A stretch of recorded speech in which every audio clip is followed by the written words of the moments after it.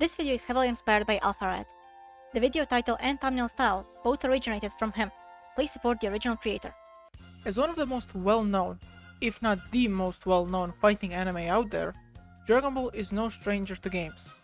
According to DragonBall.guru, there are 154 Dragon Ball games, though that list hasn't been updated since 2021, so there are most likely even more of them.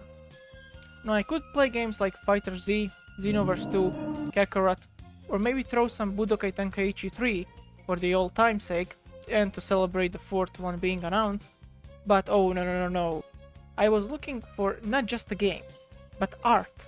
Something that would challenge the way I see games. And I found it. Its name? Dragon Ball Evolution. Now you get to experience the critically acclaimed movie with the same name, but in game form. After playing and beating the game, I came to a conclusion. I was already challenged enough to begin with, because my god was the game ass. Let that child alone.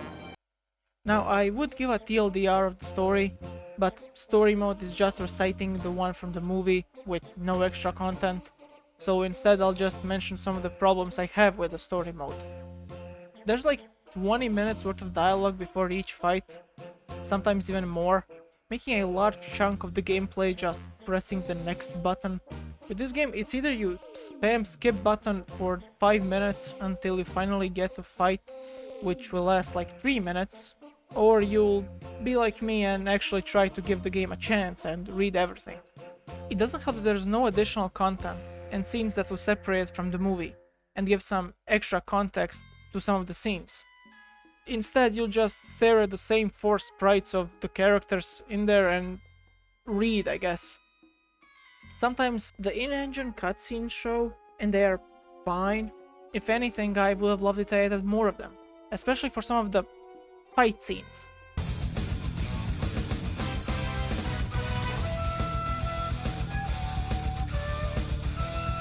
Instead, everything is playing out like a dating sim, but even those have Connect 3 minigames or something. However, probably my biggest issue with the PowerPoint-ass story mode is that there is zero, nothing, not even an occasional voice acting, and the music in the background just keeps shuffling the same 3 tracks. So you mean to tell me you ripped the movie line for line, bar for bar, and you didn't even bother getting the voice? Why? You could have just asked for audio files. I doubt they would say no. All that really accumulates into a miserable experience. You're bored for most of the time, and then you finally get to fight something, but even that part is, believe it or not, flawed, because of how little of a roster this game has. The story mode makes you play against King Piccolo like 4 times, 2 of those in a row with no changes. And you also fight Chi-Chi like 3 times. I really don't think you need me to tell you that that's just shit design. I actually played decent amount of fighting games, and I can't say out of any of these that I was as miserable and bored like with this one, even when I already knew what the story was.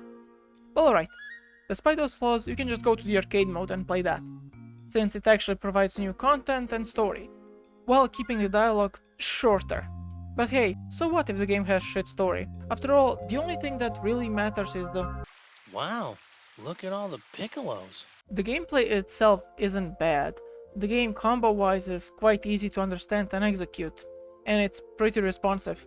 Though I would like a bit more info on the moves in the move list, since it's kinda like this. So what are my moves? Yes. And what do they do? I don't know. The fuck you mean you don't know? Man, you're asking me like you believe we put any thought in this thing. Now, I actually encountered a bug where I couldn't charge ki or perform heavy attacks. However, I'll just assume it was because of my emulator and not the game. The bug got fixed when I rebooted the game. Not that it made much of a difference since the game is just way too easy. I know there are people who are gods when it comes to fighting games. I am most certainly not one of them. So trust me when I tell you that you can beat the entire game by mashing light attack and occasionally hitting the block button if you're feeling spicy.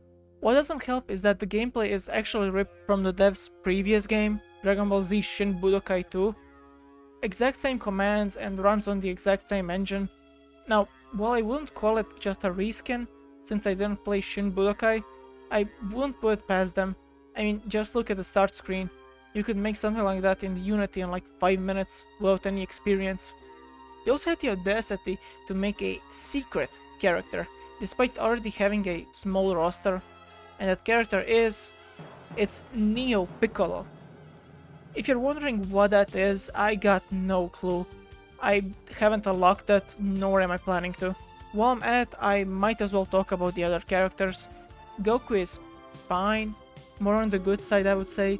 Piccolo is the best character in the game, no contest, being really good in melee and having a solid range option, and he's the only one with a range attack that good. Hell, range attacks in general are a rarity in this game, so having one is a luxury.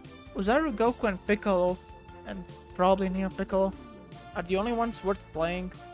The rest of the characters are just ass, but I already put more thought in this video than the devs did in the game, so let's jump to the... That's right, everyone of my race can become a giant gorilla. So why did I even play this game in the first place? Well, you see, while browsing the internet in search of some fun PSP games, I came across Dragon Ball Evolution, and since I had no clue that they made that game, it piqued my interest.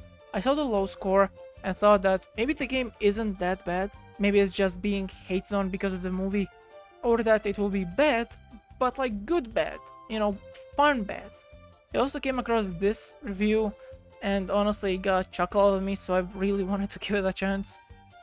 Turns out it was like a Morbius situation where it's fun to shit on the game but not experience it. The game has some cool features, such as being able to unlock behind the scenes concept art, but in order to unlock it you have to earn the currency to pay for it, and you earn the currency by playing the game. So that's not happening. Also, I need to get something off my chest. That game is actually not the lowest scored one, at least according to the critics. There's one more that's even lower from the Dragon Ball games, however that one has a much better audience score. That's pretty much all I have to say about the game. Don't play it. 2 out of 10. Only reason it's not a 1 is because it works. But anyway, see ya.